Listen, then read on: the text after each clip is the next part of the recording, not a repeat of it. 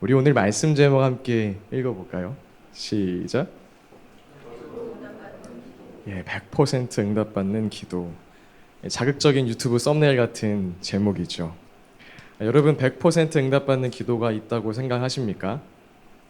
여기서 누군가 제게 그런 기도가 있습니까? 라고 묻는다면 집사님 그렇게 말하는 사기꾼들한테 속으면 안 돼요 라고 답할지 모르겠어요.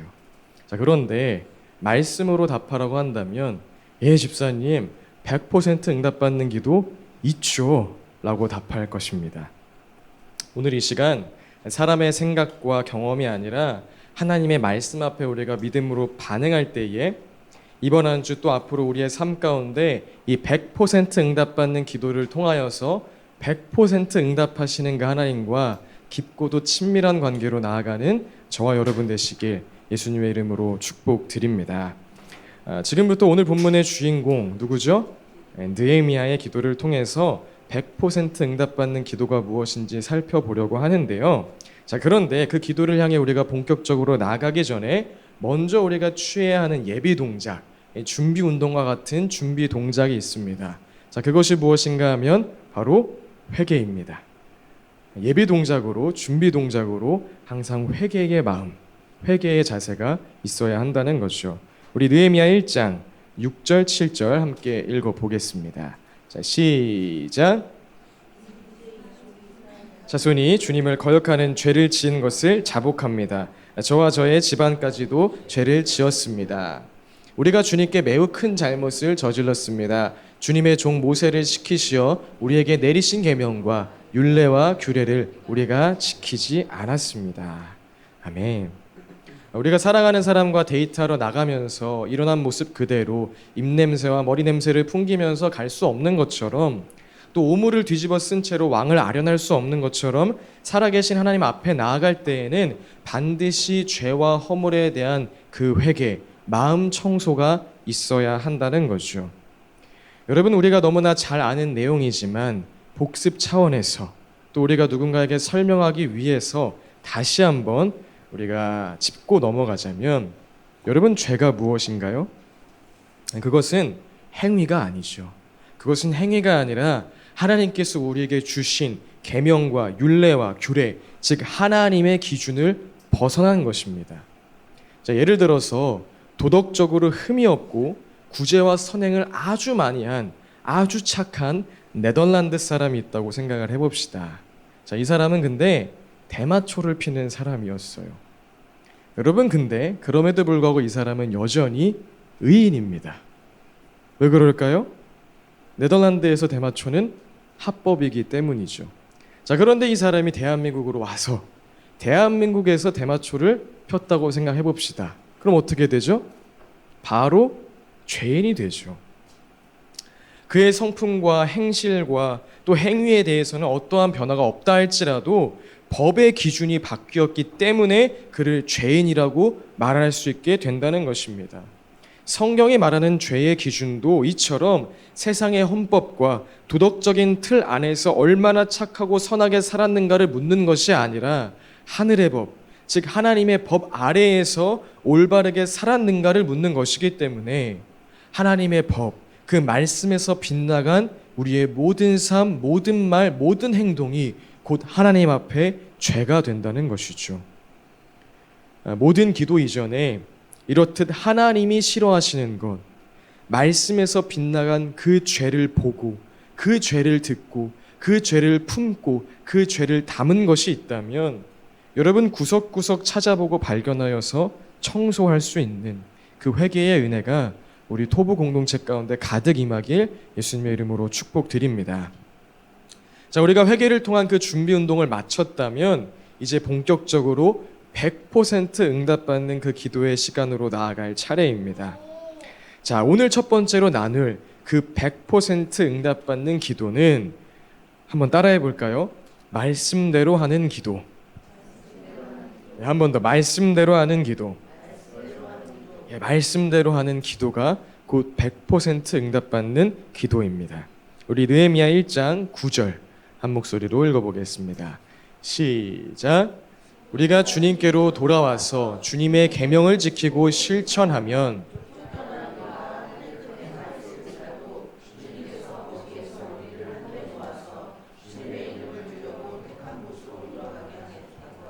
그 말씀을 이제 기억하여 주십시오. 아멘. 오늘 느헤미야가 하는 이 기도는 여러분들이 찾아보시면 무턱대고 하는 기도가 아니라 신명기 30장 4절에 기록되어 있는 하나님께서 모세를 통해 약속하신 그 말씀을 인용한 말씀대로 하는 기도였습니다. 즉 하나님, 우리에게 약속하신 것 있죠. 우리에게 말씀하신 것 있죠. 그거 이루어 주세요. 그 약속 시행해 주세요 라고 기도하고 있다는 것입니다. 2년 전 카타르에서 월드컵이 열렸었는데요. 그때 메시의 아르헨티나와 음바페의 프랑스가 결승에서 만났습니다. 어느 팀이 우승해도 이상하지 않는 그런 완전 빅 매치였죠. 그리고 이 결승 경기가 중요했던 또 다른 사람이 있었는데요. 바로 저희 아버지와 막내 동생이었습니다. 왜냐하면 결과에 따른 운동화 내기를 했기 때문이죠. 자, 아버지는 프랑스가 이길 것이라고 예측하셨고 동생은 아르헨티나가 이길 거라고 예측을 했는데 여러분 누가 이겼을까요? 예, 맞아요. 아시는 분은 아시는 것처럼 아르헨티나가 우승을 했습니다. 이 승부차기까지 가는 접전 끝에 우승을 차지했었죠. 대한민국의 경기도 아닌데 특히 우리 동생은 새벽까지 손에 땀을 쥐면서 그 경기를 봤다고 하더라고요. 여러분 그리고 어떻게 되었을까요? 약속한 대로 동생은 당당하게 아버지로부터 아주 팬시한 운동화를 획득하게 되었죠. 여러분 자녀는 언제든지 부모에게 당당하게 자신의 요구와 필요를 어필할 수 있습니다. 자, 그런데 특별히 이와 같이 부모가 약속한 일에 대해서는 더 큰 자신감을 얻게 될 것입니다. 그저 나의 요구사항이고 필요사항이면 엄마 아빠 나 이거 좀 해주면 안 돼요? 내가 이래 가지고 이게 진짜 꼭 필요하고 어쩌고 저쩌고 막 이렇게 말도 길어지고 혹시나 부모님이 안 들어줄까 봐 조마조마하고 막 두근두근 거리는데 약속한 일이라고 한다면 그것에 대하여서는 조급해하지도 않고 언제든지 당당하게 가만 보자. 아버지 그때 약속한 거 있잖아요. 그래요. 뭐 다음 주에 사줘도 괜찮아요. 막 그러다가도 오늘 아울렛 왔으니까 사주세요. 뭐 이렇게 아주 네 가지 없지만 아주 당당하게 요구할 수 있는 그 힘이 생긴다는 것입니다. 이처럼 약속을 이행하실 수밖에 없는 하나님께서 우리에게 약속하신 그 말씀은 우리가 언제든지 당당하게 요구할 수 있고 요청할 수 있는 그 기도가 되는 것이요 또 반드시 응답하시는 그런 기도가 된다는 것입니다. 우리에게도 매주 교회를 통해서 하나님께서 말씀을 허락해 주시죠. 여러분 지난주 말씀 제목이 뭐였죠? 네, 맞아요. 기쁨을 회복하는 기도였습니다. 여러분 지난 한 주간 기쁨 빼앗긴 적 있으십니까? 지치고 힘들고 어려운 시간 있으셨습니까? 그럼 바로 그때 우리에게 주신 이 말씀을 붙들고 확신 가지고 당당하게 기도하면 된다는 것입니다. 하나님 회개하면 또 한나처럼 우리의 마음이 비워질 때까지 솔직하게 주 앞에 우리의 마음을 쏟아놓으면 주님 기쁨 회복해 주신다고 약속하셨죠. 나 지금 그 약속의 말씀 붙들고 기도합니다. 하나님 응답해 주세요. 그렇게 당당하게 기도할 수 있는 것이고 그렇게 기도하면 100% 응답하시는 하나님을 경험하게 된다는 것입니다. 여러분 이 복을 충만하게 누리시길 예수님의 이름으로 축복드립니다. 자, 그리고 여러분 더 나아가서 오늘 느헤미야가 그랬던 것처럼 이 기록된 말씀을 붙들고 기도하는 그 훈련도 여러분 꼭 해보셨으면 좋겠어요. 개인적으로 이번 주 제가 컨디션이 정말 안 좋았습니다. 이 환절기 유행처럼 이제 대학교에서도 감기가 퍼지면서 저도 그 감기에 옮아버리고 만 것이죠. 목요일에는 침을 삼키다가 목이 아파서 잠이 깰 정도로 몸 상태가 많이 안 좋아졌어요. 그래서 아침에 일어나서 큰일 났다. 오늘도 8시간 수업을 들어야 되고 수업이 끝나면 또 3시간 운전해서 일산도 올라와야 되고 그럼 이제 금요기도에도 준비해야 되고 주일 사역도 준비해야 되는데 진짜 어떡하지? 이런 근심과 또 낙심이 막 찾아오더라고요. 그렇게 하루를 지나는데 컨디션이 좋아졌을까요? 전혀 그렇지 않죠. 막 시간이 갈수록 뚝뚝 떨어지는 거예요. 그래서 마지막 수업을 들을 때에는 이 시야가 흐려지는 신기한 경험도 눈이 막 이렇게 풀려요. 그런 신기한 경험도 했습니다. 그래서 마지막 수업을 끝나고 이제 그렇게 지치고 피곤한 몸과 마음을 이끌고 기도하러 예배당으로 향하는데 그때 불현듯 이런 질문이 떠오르는 거예요. 아, 이럴 때는 하나님께서 어떻게 기도하라고 알려주셨지? 그 질문이 갑자기 떠올라서 말씀을 찾아보기 시작을 했어요. 그리고 처음 발견한 말씀이 야고보서 5장 15절 16절 말씀이었습니다. 제가 한번 읽어드릴게요. 믿음으로 간절히 드리는 기도는 병든 사람을 낫게 할 것이니 주님께서 그를 일으켜 주실 것입니다. 또 그가 죄를 지은 것이 있으면 용서를 받을 것입니다. 그러므로 여러분은 서로 죄를 고백하고 서로를 위하여 기도하십시오. 그러면 여러분은 낫게 될 것입니다. 의인이 간절히 비는 기도는 큰 효력을 냅니다. 이렇게 기록되어 있더라고요. 그래서 아, 그래, 회개하고 믿음 가지고 기도해야 되는구나, 이 마음을 품고 기도하기 시작했어요. 한 주간 회개해야 하는 내용들이 떠오르는 대로 회개하고요, 믿음을 구하는 그런 시간을 가졌습니다.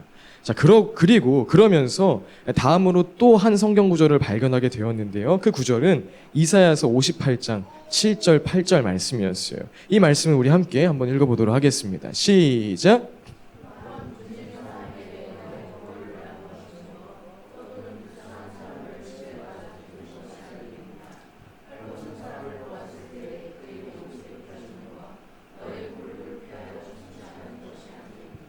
그리하면 내 빛이 새벽 햇살처럼 비칠 것이며 내 상처가 빨리 나을 것이다. 내 의를 드러내실 분이 내 앞에 가실 것이며 주님의 영광이 내 뒤에서 호위할 것이다. 아멘. 기도 가운데 이 말씀도 발견해서 이제 읽게 되었는데, 특별히 이 말씀을 읽을 때에는 7절 말씀, 굶주린 사람에게 먹거리를 나누어 주고 헐벗은 사람에게 옷을 입혀주라는 이 말씀이 정말 살아서 제 가슴에 콱 박히는 것 같은 느낌이 들더라고요. 자, 그리고 그 말씀을 찾아보던 그 성경 앱 옆에 떠있던 광고가 동시에 눈에 딱 들어오는데요. 뭐라고 적혀 있었을까요? 2024년 사순절 해외 성경 특별 후원, 내 백성을 위로하라는 광고가 딱 떠있는 거예요. 뭐 이거 순종 안 할 수가 없죠. 그래서 바로 클릭해서 예 주님, 순종함으로 성경 후원 헌금을 보냈습니다. 자, 그런데 그 과정에서 하나님께서 이번에는 컴패션을 생각나게 하시는 거예요. 사실 과거에도 직접적으로 컴패션을 후원할 기회가 있었고요. 또 제 아내도 여러 차례 우리 컴패션 후원을 하자라고 저에게 요청을 했었는데요. 진짜 부끄럽지만 그때 당시에는 말도 안 되는 나만의 논리로 순종하지 않았습니다. 자, 근데 그 시간 하나님께서 마음 깊이 책망하심을 느끼게 된 거예요. 그래서 어떻게 했을까요? 바로 이제 인터넷에 컴패션 검색해가지고 들어가서 컴패션 정기헌금을 시작을 했습니다. 자, 그런데 하나님의 감동은 여기서 끝나지 않았어요. 이번에는 원후 회비 3만 원을 생각나게 하시는 거예요. 사실 회비를 내도 내게 돌아오는 게 크게 없고, 아니 이 돈 내면 괜히 아까운 생각만 들고 굳이 낼 필요가 없다는 그런 마음으로 그동안 내지 않고 있었는데, 그 교만한 마음도 하나님께서 딱 알아차리게 하신 것이죠.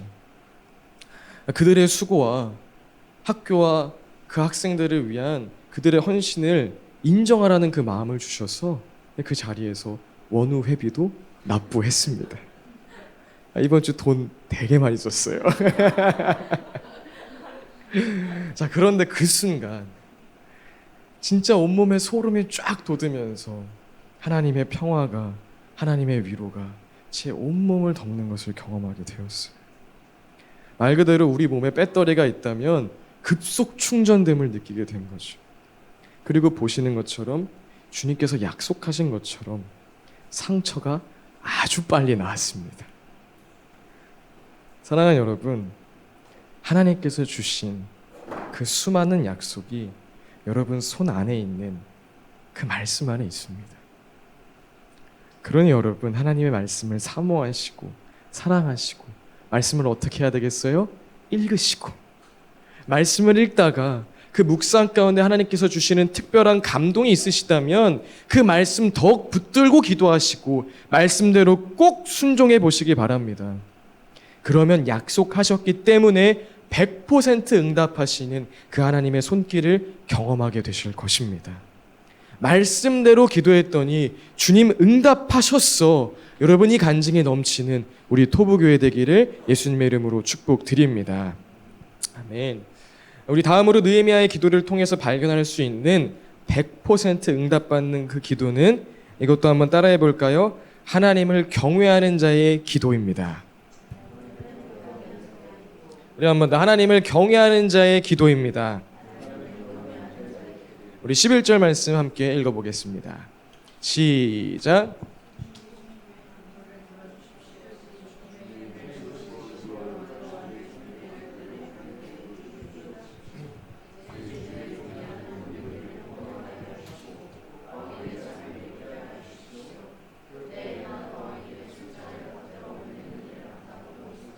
아멘, 아멘.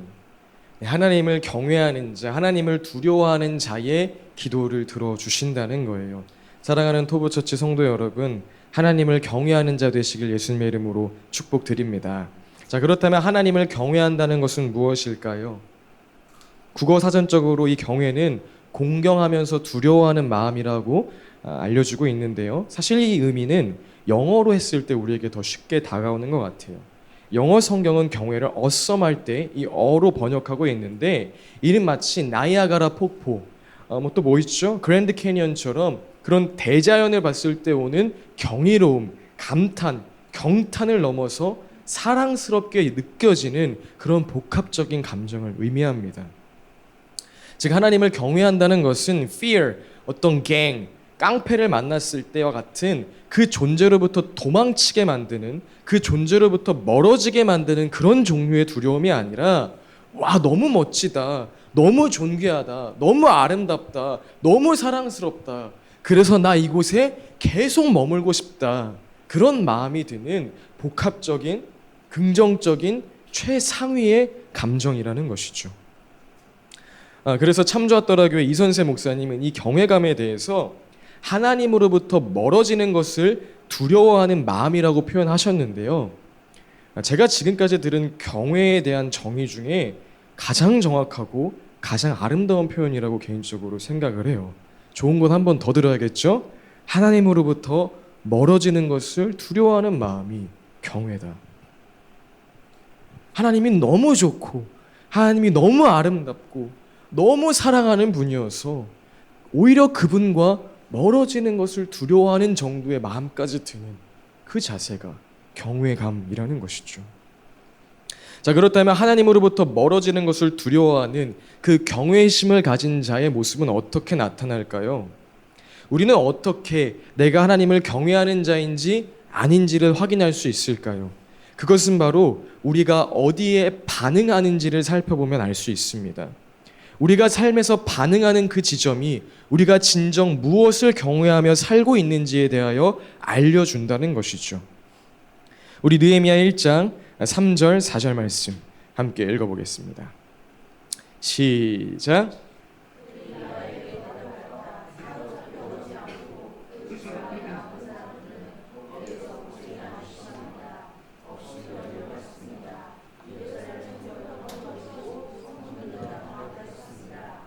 이 말을 듣고서 나는 주저앉아서 울었다. 나는 슬픔에 잠긴 채로 며칠 동안 금식하면서 하늘의 하나님께 기도하며 아뢰었다. 아멘. 사실 오늘 본문의 주인공인 이 느헤미야는 태어나서 한 번도 예루살렘 성전을 본 적이 없습니다. 심지어 예루살렘 땅에 가본 적도 없어요. BC 586년에 이 바빌로니아에 의하여서 예루살렘 성전이 무너지고 BC 445년, 오늘 이 느헤미야의 이야기가 시작되기까지 140년이라는 시간차가 있기 때문에 이 느헤미야는 말 그대로 이방 땅에서 태어난, 지금으로 말하면 이민 2세라는 것이죠.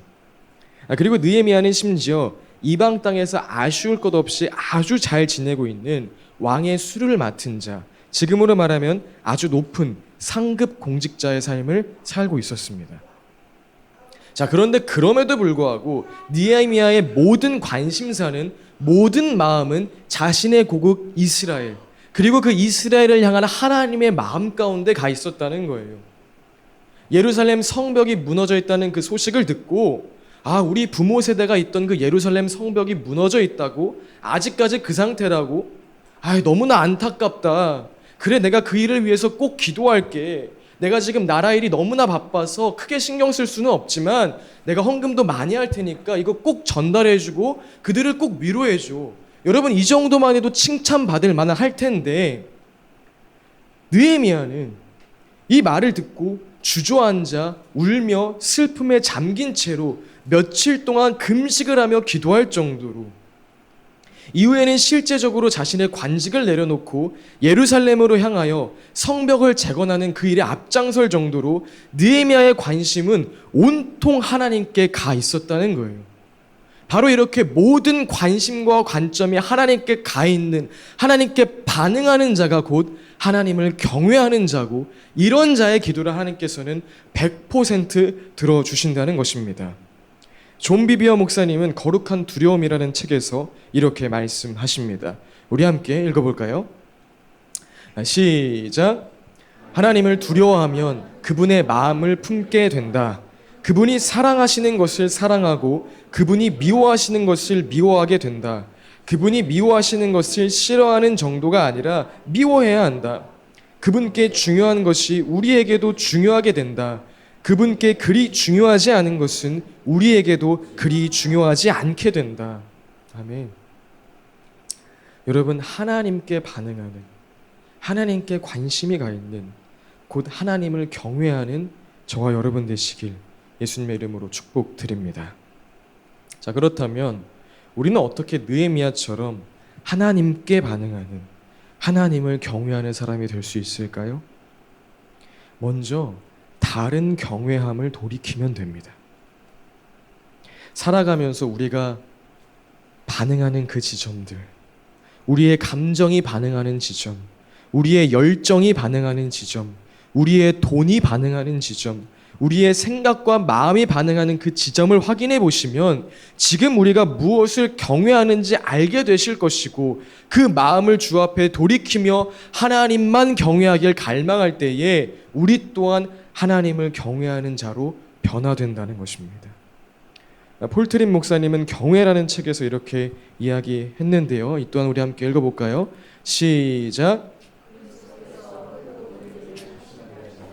우리의 경외심을 바르게 회복시켜 우리 자신이 아니라 그분을 위해 살고 지금뿐 아니라 영원토록 그분의 경이로운 영광을 찬양하게 하시기 위해서다.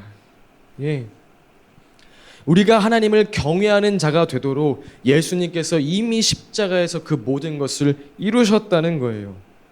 사랑하는 여러분, 우리 안에 하나님이 아닌 다른 경외하는 마음이 있다면 예수님과 십자가에서 연합하는 이 진정한 회개를 통해 우리 또한 느헤미야처럼 하나님께서 100% 응답하시는 그 하나님 앞에 반응하는 자, 하나님을 경외하는 자 되시길 예수님의 이름으로 축복드립니다. 말씀을 정리합니다. 많은 사람들이 열심히 기도하다가 내 뜻대로 응답되지 않으면 하나님의 선하심을 의심하고 급기야 하나님의 존재를 부정하기도 합니다. 또 하나님에 대한 어느 정도의 지식이 있는 사람들은 하나님의 존재를 부정하진 않지만 하나님의 소원과 내 소원이, 하나님의 뜻과 내 뜻이 다르다는 것을 알기 때문에 깊이 기도하지 않죠. 그런데 이 모든 잘못된 생각과 꼬인 마음을 풀 수 있는 기도가 있다면 저는 그 기도가 바로 오늘 함께 나눈 100% 응답받는 기도라고 말씀드리고 싶습니다. 여러분, 만약 하나님의 살아계심이, 오늘 내 삶의 날마다 동행하심이, 살아 역사하심이 실감나지 않는다면, 마음이 무미건조하다면 여러분, 이번 한 주 특별히 이 100% 응답받는 기도를 향한 씨름하시길 예수님의 이름으로 축복드립니다. 복잡하게 생각하지 마시고 들은 대로 단순하게 꼭 기도해 보셨으면 좋겠어요. 하나님께서 말씀대로 기도하면 반드시 응답할 거야 말씀하셨기 때문에, 그럼 우리 어떻게 하면 되죠? 일단 성경 피세요. 그리고 읽으시면 돼요. 읽으시고 모든 상황과 환경마다 말씀을 먼저 떠올리시고 그 말씀을 가지고 기도하시고, 그 묵상한 가운데 하나님께서 주신 감동이 있다면 그 말씀 붙잡고 이 말씀이 이루어지기까지 순종하시면 되는 것입니다. 또 두 번째 뭐였죠? 경외하는 자의 기도를 들어주신다. 그럼 먼저 이 싸움 하시면 되는 거예요. 하나님이 아닌 다른 것에 나의 생각과 마음과 돈과 물질과 체력과 나의 삶이 반응하는 그 지점을 확인하시고 돌이키심으로 하나님을 경외하는 자 되길 소원하시면 된다는 거예요. 그러면 오늘 느헤미야의 기도처럼 그 자의 기도 주님 들어주시고 형통하게 하신다는 거죠. 그러면 이러한 기도로 인하여서 100% 응답하시는 하나님을 경험하게 되는 것이고, 그 경험이 와 하나님 진짜 살아계시는구나 알게 하는 것이고, 그 경험이 나와 다른 그 하나님의 소원과 뜻이 가장 좋고 가장 아름답고 가장 완전하다는 것을 우리의 지식이 아니라 우리의 모든 삶으로 동의하게 만들어준다는 것입니다. 그러니 여러분, 무식해 보여도 말씀대로 기도하시고 말씀대로 순종하시기 바랍니다. 그래서 꼭 100% 응답받는 그 간증이 넘치는, 100% 응답해 주시는 주님과의 깊고도 친밀한 사귐으로 나아가시는 우리 사랑하는 토보 공동체 되시길 예수님의 이름으로 축복드립니다. 우리 그 마음 가지고 함께 찬양하겠습니다. 군대에 있을 때 코로나가 이제 막 시작될 때쯤 제가 병장이었어요. 그래서 그때 휴가는 금지가 되었고 이제 분대 외출이라 그러죠. 팀끼리 나가는 거예요. 제가 이끌고 이제 나가는데, 제가 아무리 병장이어도 그렇지 이 모든 장병들을 데리고 카페에 가서 커피 한잔 하면서 이야기를 나눌 수는 없잖아요. 이들이 원하는 외출의 목적은 분명합니다. 목적지도 분명해요. 어딜까요? 맞아요, PC방이에요.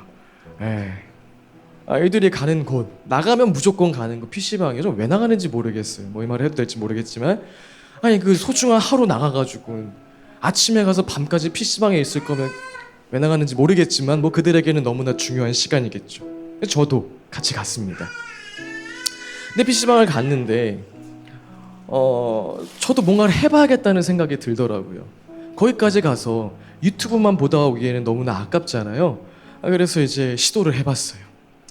처음에는 그래도 제가 축구를 좋아하니까 피파 온라인이라는 게임을 했습니다. 바로 껐어요. 왜 껐을까요? 골을 계속 먹는데 재밌겠습니까? 껐어요. 그 다음에 뭐가 있냐 그랬더니 이제 뭐 정확히 생각 안 나는데 배틀 뭐 아는 분 알려주세요. 뭐죠? 맞아, 배틀그라운드라는 총 게임 같은 게 있더라고요. 시작을 했어요. 바로 껐습니다. 왜요? 죽으니까. 뭐 키면은 깜장 화면이 돼요. 그러니까 뭐 재미가 있겠어요. 그리고 나서 이제 제가 후임에게 다른 게임 없냐, 그들이 재밌게 하고 있는 게임은 롤이라는 게임을 하더라고요. 리그 오브 레전드라는 게임을 하고 있던데 그거 나 해보면 안 되냐 그랬더니 안 됩니다 이러는 거예요. 왜? 다른 거 못하면 이건 절대 못합니다 이러는 거예요. 그래서 그러냐. 그래서 진짜 그냥 유튜브보다 나왔어요. 근데 여러분, 아무리 재미있는 게임이라고 해도 해본 적이 없으면 재미가 없는 거예요. 아무리 재미있는 게임이라고 해도 승리의 경험이 없으면 재미가 없는 거예요. 믿음 또한 그렇습니다. 예수 믿는 것 또한 동일합니다. 여러분, 예수님 믿는 거 재밌으십니까? 신나십니까? 혹 무미건조하진 않으십니까? 재미없진 않으십니까? 예수 믿는 게 재미없다면 왜 재미없을까요? 기도하는 게 무미건조하다면 왜 그럴까요? 응답받아 본 경험이 없어서 그래요. 기도로 승리해 본 경험이 없어서 그래요. 예수님과 함께 동행하여서 정말 이겨본 그 추억이 없기 때문에 그래요. 그러니 여러분, 이번 한 주 100% 응답받는 기도 꼭 성공하시길 예수님의 이름으로 축복드립니다. 응답 받아보세요. 승리해보세요. 이 경험들이 한번 쌓여져 보세요. 예수 믿는 게 얼마나 재밌어지는데요. 기도하는 시간들이 얼마나 기뻐지는데요. 우리 청년들 특별히 예수님에 대하여서 더 탐구하세요. 더 기도하세요. 치열하게 기도하세요. 삶 가운데 매일매일 기도의 승리의 간증들이 넘쳐나게 하세요. 우리 영성일기 쓸 때 오늘 내가 이렇게 기도했더니 이렇게 응답하셨다, 구체적으로 기록될 수 있는 것이 생길 수 있도록 여러분 이거 위하여 씨름하시는 한 주 되었으면 좋겠습니다. 그럼 예수님 믿는 거 진짜 재밌어지는 거예요. PC방 가서 12시간이 시간 가는 줄 모르고 지나가는 그들처럼 우리가 예수 믿는 것 또한 너무나 기뻐지고 행복해지는 것이죠. 이 일을 경험하는 우리 모두가 되시길 예수님의 이름으로 축복드립니다. 이 시간 우리 함께 기도할 때에 이 말씀 붙들고 기도합시다. 하나님 100% 응답받는 기도 나의 삶 가운데 가득하게 하여 주옵소서. 우리 그 마음 가지고 함께 기도하도록 하겠습니다. 기도하시겠습니다. 주님 감사드립니다. 오늘도 우리 교회 공동체 가운데 주의 말씀을 허락하여 주심에 감사드립니다. 이번 한 주간 100% 응답받는 기도를 통하여서 날마다 하나님께서 응답하신 그 간직이 넘쳐나는 한 주 되게 하여 주옵소서. 주님 말씀하신 것처럼 말씀대로 기도하겠습니다. 모든 상황과 환경 앞에 우리 주님께서 무엇이라 말씀하셨는지 귀 기울이고 그 말씀 따라 순종하며 나아가겠습니다. 또한 느헤미야처럼 하나님을 경외하는 자 되기 위하여 하나님 아닌 다른 것에 반응했던 것 돌이키는 한 주 살아가겠습니다. 그때에 주님 우리의 모든 기도와 간구 가운데 응답해 주시옵소서. 그 주님께서 응답해 주심으로 인하여서 우리가 어제보다 오늘 더 주님과 친밀한 그 깊은 사귐의 관계로 나아가게 하여 주옵소서. 감사드립니다. 예수님의 이름으로 기도합니다. 아멘.